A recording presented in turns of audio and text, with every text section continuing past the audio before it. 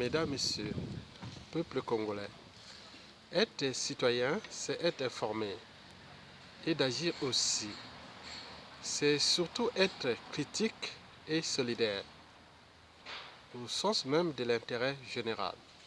C'est ça qu'on reconnaît même les vrais citoyens. Donc, je vais parler ici du fédéralisme à la congolaise annoncé après la chute du dictateur Sassou Nguesso.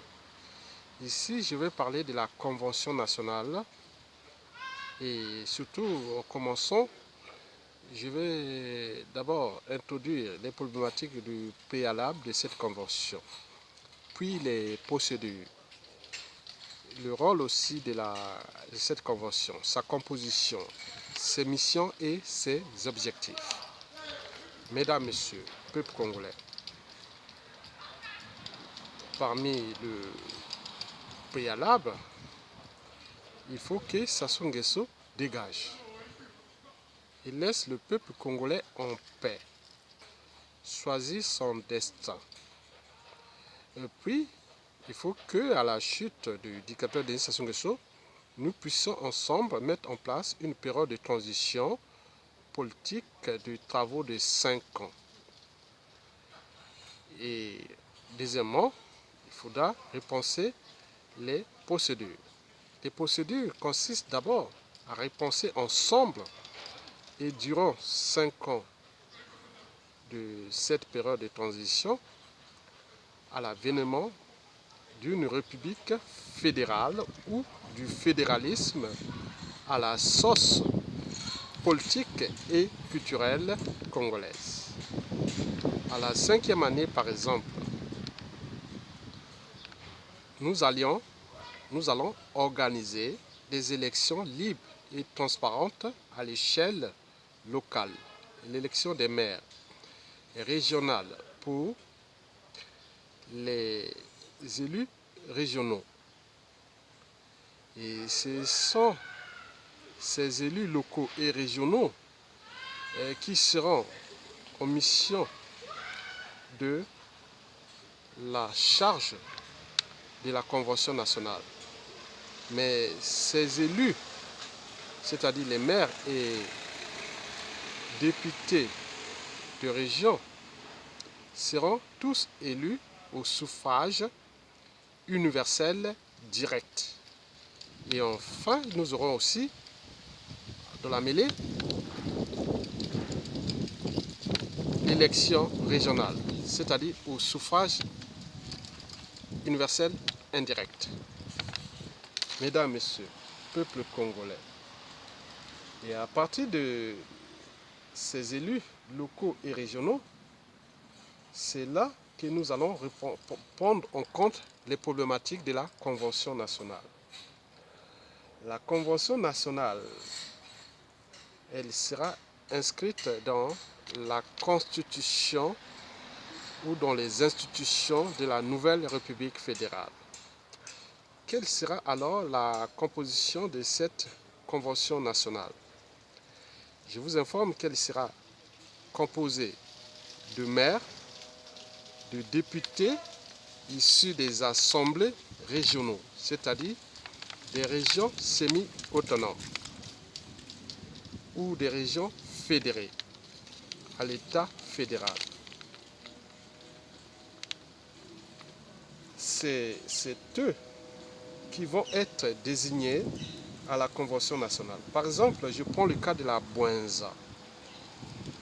Nous pourrons par exemple avoir 10 députés régionaux. Et ces députés régionaux vont élire un de leurs représentants qui va représenter l'Assemblée régionale à la Convention nationale. 10 députés régionaux dans la Bouenza vont élire un de leurs qui va les représenter à la Convention nationale. Donc, celui qui sera élu, il y aura bien sûr, c'est comme des primaires, il va se battre entre les 10. Donc, s'il est le meilleur, il sera élu par les 10 députés régionaux et qui vont certainement l'élire parce qu'il a un bon projet de représenter la région à la Convention nationale. Donc, il va représenter les intérêts de sa région, mais aussi l'intérêt général, c'est-à-dire au niveau fédéral, c'est-à-dire à l'Assemblée fédérale. Donc, c'est lui qui va être un des membres de l'Assemblée fédérale. Donc, on part de 10 députés d'une région et les 10 députés d'une région vont élire un de leurs représentants à l'Assemblée nationale fédérale. Donc, si on part sur l'hypothèse après le découpage, après le recensement général et le découpage des nouvelles régions, on pourra arriver par exemple à 10 régions semi-autonomes. Donc, nous aurons à l'Assemblée régionale 20 députés fédéraux. 20 députés fédéraux. Si on arrive à 30 régions, donc nous aurons 30 députés fédéraux représentant chacun leur région semi-autonome. Donc ils viennent là d'abord pour représenter les intérêts de leur région. Puis l'intérêt aussi fédéral, c'est-à-dire de l'État fédéral. Au final, nous aurons par exemple dans ce cas, par exemple 20 députés régionaux qui vont faire partie de cette assemblée fédérale. Bon, il faut ajouter à eux les représentants aussi des maires. Parce que dans chaque région, nous aurons plusieurs maires, mais le nombre sera fixé. Par exemple, de 20 représentants des maires de chaque région. Donc, 20 plus 20 égale 40. Donc, nous aurons 40 représentants locaux et puis régionaux. Il faudra aussi ajouter à cela les représentants de la société civile, organisés autour des associations et autres. Donc, eux aussi vont élire dans chaque région un représentant de la société civile de chaque région. Et donc, on arrive au nombre de 60. Donc, 20 plus 20 plus 20 égale 60 déjà. Donc, il reste encore d'autres à ajouter. Par exemple, les représentants des corps constitués de l'État au niveau des administrations. Par exemple, la police, les armées, la douane, l'éducation, la justice et compagnie. Donc on pourra encore ajouter une vingtaine ou une quarantaine représentant les corps constitués de l'État. Et enfin, il faudra aussi ajouter ceux qui vont représenter les entreprises publiques, les entreprises de l'État. Et par exemple, la Société nationale de distribution d'eau aura un représentant, la Société de distribution de l'électricité aura un représentant, et toute compagnie, on peut ajouter plein. Donc, il faut ajouter les neurones pour trouver une liste de ces représentants. Au final, nous pourrons arriver à 120 délégués à la Convention nationale. Donc, il s'agit bien sûr d'une réflexion. Donc, chacun de nous peut ajouter sa pierre dans cette réflexion. Déjà au niveau des nombres des régions qu'il faudra découper. Et le principe est que les régions soient un peu homogènes au niveau culturel. Par exemple, la région de la Bwanza, je reviens, si les Dondo, les Kamba, les Sundi, les Bembe et autres, ils peuvent s'entendre ensemble, donc ils peuvent construire une région. S'ils ne peuvent pas s'entendre, ils peuvent diviser la Rwanda en 2 ou 3, 4, 5 régions. 2 ou 3 régions.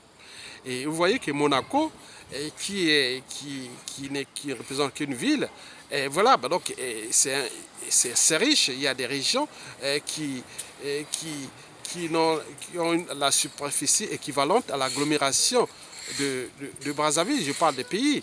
Donc le problème n'est pas la superficie, ni la population. Le problème, c'est la volonté politique et de la matière grise qui va être là pour dynamiser la politique, l'économie, les culturels à l'échelle régionale, c'est-à-dire à l'échelle des régions semi-autonomes. Bon, donc, nous arrivions à plus de 120 délégués, par exemple. Et ces 120 délégués auront un mandat de 7 ans, renouvelable qu'une seule fois. Et c'est en fonction aussi des élections. Non, qu'est-ce que je dis? Sera renouvelable une seule fois, oui c'est ça. Et donc, ces délégués vont être à la Convention nationale. Et quelle est la mission et le rôle de la Convention nationale? La Convention nationale aura d'abord pour but d'élire le président de la République. Et qui, il faut le dire, qu'il aura un mandat seulement de 7 ans non renouvelable. Il n'aura qu'un rôle symbolique. C'est un monsieur qui aura au moins 65 ans, qui a approuvé selon les critères. Et donc, il va mettre son projet de société et pour représenter l'État. Et ce monsieur peut venir de la société civile, politique ou voire militaire. Et tout dépend de ses capacités à représenter symboliquement le Congo-Brazzaville au suffrage, à l'échelle suprême, mais il n'aura qu'un rôle symbolique. Comme on a pu voir en Suisse, en Allemagne, en Israël, en Italie et partout. On est d'accord? Bon. Cette convention nationale aussi aura pour but d'élire le Premier ministre qui va former son gouvernement. Mais ce Premier ministre est élu au suffrage universel indirect par l'entremise des délégués. Bon, il y aura des listes de projets de société. Donc, eux, ils vont venir travailler pour 7 ans non renouvelables.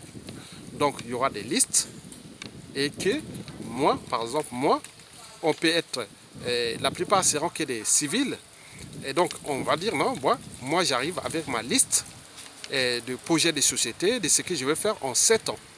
Et en 7 ans, il y aura la période de mi-mandat, c'est-à-dire la 4e année. La convention peut faire une motion de confiance pour dire, au bout de la 4e année, qu'il travaille bien ou autre. S'il ne travaille pas bien, à ce moment-là, on peut avoir la convention peut anticiper une élection d'un nouveau Premier ministre. Et s'il travaille bien, il va jusqu'au bout de ce mandat. Et ce Premier ministre, une fois terminé son mandat et toute cette équipe, ils peuvent aussi monter en puissance et avoir d'autres postes plus importants au sein des entreprises publiques, et devenir des PDG des entreprises publiques et avoir des rôles aussi au niveau des représentations du Congo à l'international. Donc les critères de compétence, de principes et valeurs de l'intérêt général seront ainsi valorisés. Et n'oublions pas que cette convention aura aussi pour mission d'élire par suffrage universel indirect le Haut Conseil de la République et qui aura pour mission de réguler les pouvoirs et contre-pouvoirs sur différentes échelles, c'est-à-dire à l'échelle fédérale et aussi à l'échelle régionale. Je vous dis que les régions vont devenir plus ou moins autonomes au niveau des compétences et des ressources, qui soient la gestion de leurs ressources naturelles et aussi économiques et fiscales. Donc l'État fédéral aura à mettre des polices, des comptes de la Cour des comptes et des polices autres pour récupérer son pécule et faire l'équilibre des territoires. Le rôle de l'État fédéral sera que le son d'équilibre des pouvoirs. Donc, je suis élu au suffrage universel direct à l'échelle de ma région. Donc, je connais les atouts de ma région. Je peux aller chercher des partenaires économiques et compagnie à l'échelle d'autres régions et aussi à l'international. Donc, mais il y aura des politiques qui seront mises et dictées au niveau fédéral par l'État fédéral et que, par exemple, la politique d'éducation, de justice, d'environnement, de diplomatie et autres. Donc tout sera bien constitué à partir de la Constitution et surtout des institutions de pouvoir et des contre-pouvoirs au niveau fédéral, tant au niveau régional. Donc, on pourra aussi ajouter que dans cette organisation, il faudra laisser libre cours à d'autres pouvoirs, par exemple le pouvoir judiciaire. Donc cette convention aura aussi pour mission aussi d'avoir un pouvoir de nomination des gens qui seront au sein du pouvoir judiciaire pour que le pouvoir judiciaire soit libre d'enquêter ou même de condamner, de juger autres sans intervention du pouvoir politique. Et donc ce sont là des idées qui peuvent nous aider à avancer ensemble dans l'espace et le temps. Donc il s'agit bien sûr d'un projet de société et que nous devons ensemble nourrir ce débat et l'enjeu, ce préalable est que ça se dégage, que nous regroupions ensemble pour avancer. Mesdames, Messieurs, peuple congolais, bon, les objectifs, c'est que nous aurions une nouvelle constitution. Bon, cette constitution, nous devons la mettre sous le modèle, par exemple, des amendements américains. C'est-à-dire, cette convention qui sera toujours là, qui aura pour but accompagné avec le Haut Conseil de la République fédérale et tout ça. Donc ils sont là pour convoquer pour le cadre des amendements dans l'espace et le temps. Donc vous savez que la constitution américaine existe depuis presque 200 ans. On n'a jamais changé de constitution, mais on a fait que des amendements. Donc nous devons rester dans le cadre des amendements dans l'espace et le temps. Donc nous devons préparer ça ensemble pendant cette période de transition politique de 5 ans. Et cette période-là va nous permettre déjà la première année déjà de restaurer l'État et son autorité. Et puis, pour repenser le fédéralisme au sein d'abord de ce pouvoir de transition qui va se constituer autour du président de la République de transition, le gouvernement de transition, l'Assemblée constituante formée des 10 résistants, dissidents et sociétés civiles de chaque région actuelle. Et après, pendant cette période, nous allons faire le recensement général. Et de ce recensement général, nous allons établir de nouvelles cartes d'identité biométrique et des cartes électorales qui seront actualisées à la 5e année avant les élections. Et nous allons aussi repenser le rang du Congo à l'échelle sous-régionale et continentale. N'oublions pas qu'il y aura pendant toute cette période l'audit de l'État, des États généraux de la nation. Et oui, les problématiques de biens mal acquis, de devoir de mémoire, de tout ce que nous voulons constituer ensemble une nouvelle république congolaise. Donc, au final, il serait qu'à la 4e année de cette période de transition, nous allons organiser les référendums en vue de la nouvelle république. Je donne un cas d'école.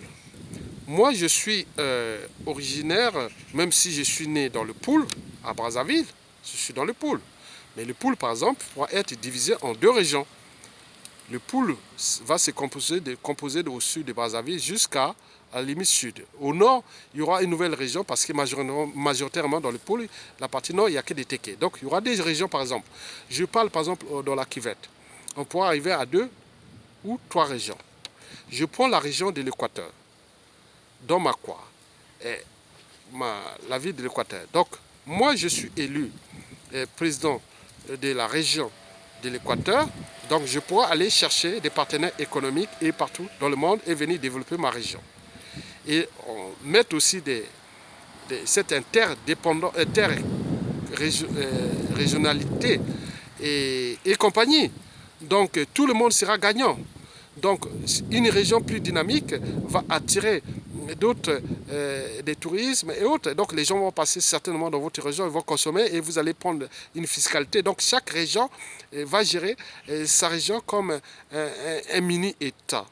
En réalité, on sera dans une dynamique de diversité, d'abord politique, économique, culturelle. Donc, le pouvoir autogéré d'en bas vers le haut et non d'en haut vers le bas. Et donc, quelqu'un qui est originaire d'une région et qui vient de l'étranger et qui veut répartir dans son pays, il pourra avoir trois choix. Aller soit travailler pour dans le cadre fédéral, et à ce moment, il y aura des critères d'admission, des commissions indépendantes de la fédéraliste pour intégrer l'individu dans l'administration fédérale ou dans les entreprises publiques fédérales ou autres. Mais on peut avoir un autre choix, dire non, mais je ne veux pas aller travailler dans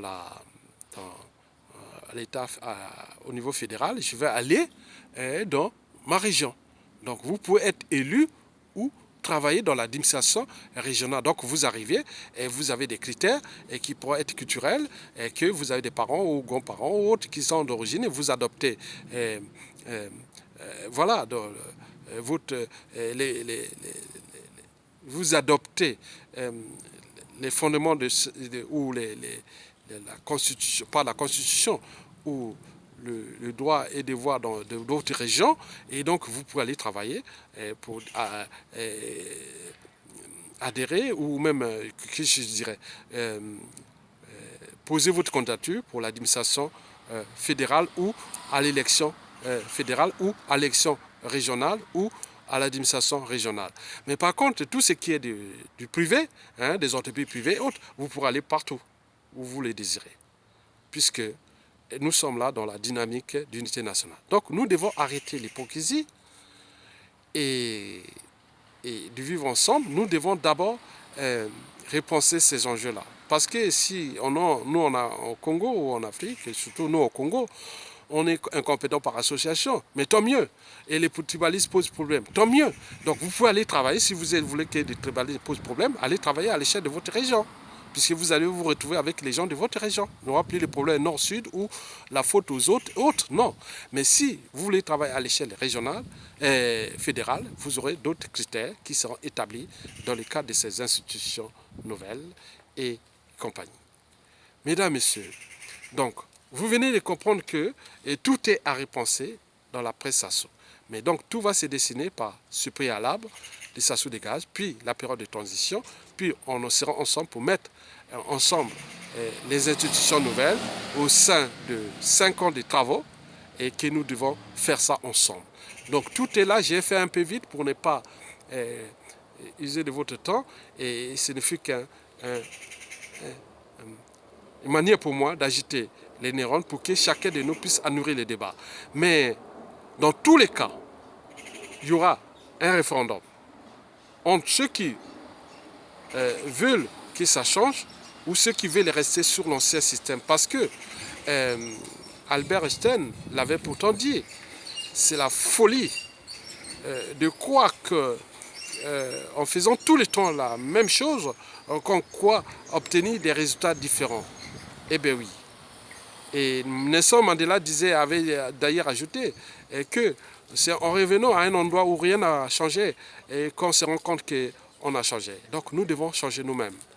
Et les problèmes du Congo, nous devons éviter la dictature. Nous devons éviter les amalgames et les négationnismes. Nous devons construire des dynamiques nouvelles au niveau local, régional et fédéral. Et d'où l'enjeu de se battre ensemble pour que Sassou Nguesso dégage, pour que nous puissions ensemble être unis pour construire un nouveau Congo. Le nouveau Congo est possible. Et ce ne fut qu'une idée et que nous pouvons ensemble avancer durablement dans ce concept du nouveau Congo qui arrive parce que l'enjeu est que nous aurons une diversité des régions au niveau économique. La priorité est économique. Et aussi de diluer diluer le pouvoir politique. Parce qu'en Afrique, on a souvent remarqué, quand vous enlevez le pouvoir politique, les gens sont plus solidaires, humains et autres que... Donc, il va se passer sur un processus d'abord d'éducation, des mentalités, des habitudes, des comportements. Mais tout cela ne peut se passer que dans le sens, dans le cadre des intérêts, d'abord mutuels, mais aussi antagonistes et complémentaires. Donc, si vous laissez libre cours à des gens capables de gérer leur propre région et qui ils ont prouvé dans leur région, ils pourront monter au fur et à mesure jusqu'au niveau fédéral et devenant des grands hommes politiques et des grands hommes d'État et des vrais citoyens du Congo-Brazzaville. D'où l'enjeu d'avancer ensemble. Mesdames, Messieurs, peuple congolais, je vous remercie et bon vent à toute cette dynamique du renouveau Congo et que nous voulons ensemble le constituer et l'avancer. Et comme la vie à bicyclette, pour garder l'équilibre, il faut tout simplement avancer, avancer, avancer.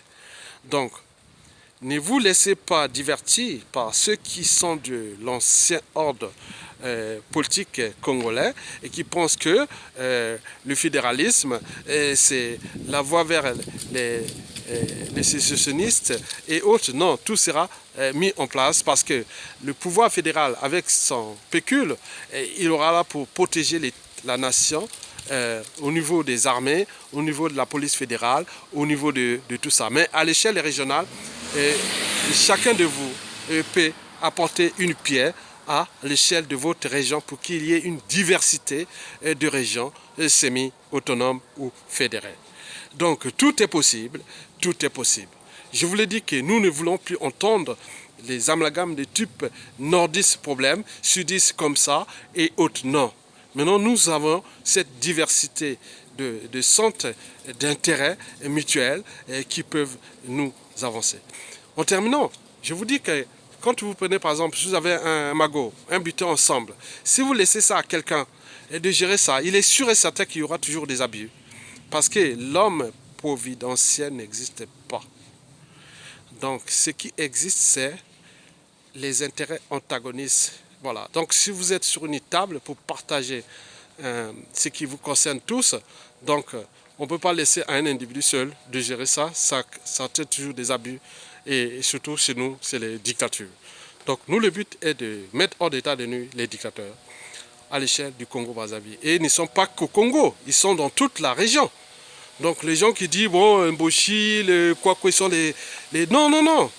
Nous étions dans un contexte, dans une situation antérieure. Nous devons repenser ensemble notre existence, nos modes d'organisation politique, économique, sociale, culturelle et autres, pour que nous ayons cette diversité culturelle et au lieu de rester dans la standardisation de notre pays où il faut attendre un seul monsieur qui vient de haut et qui vous édicte les règles sans connaître les réalités locales. Nous voulons que les réalités locales soient mises en avant dans cette diversité politique, économique, sociale, culturelle et sociétale congolaise.